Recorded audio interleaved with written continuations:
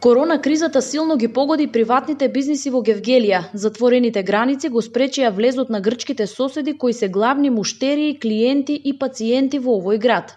Дел од приватните собственици кои сакаат да зборуваат пред камерата на Алфа велат дека обемот на работата драстично им се намалил додека границите беа затворени. А и сега, бидејќи Македонија е на црната листа на земји кои треба да се избегнуваат поради големиот број заразени од COVID-19, грците и натаму се плашат да дојдат. Драстично се намалени фреквенциите на движење на нашите соседи. Како што знаеме дека тие доваѓаат се почесто тука кај нас. Затварањето на границата драстично ги намали нивните движења.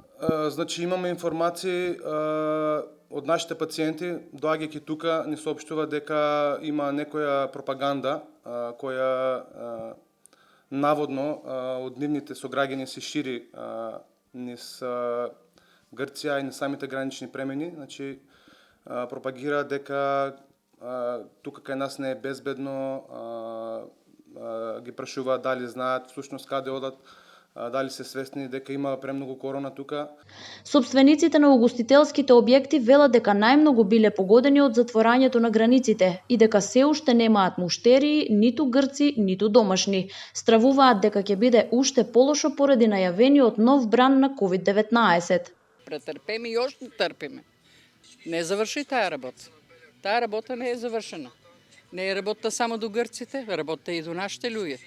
И нашите луѓе, колку луѓе останаа без работа.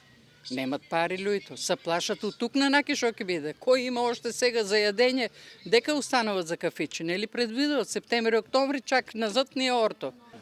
Јас сум таксиста, падна 10%, 90%, а 10% има проблем.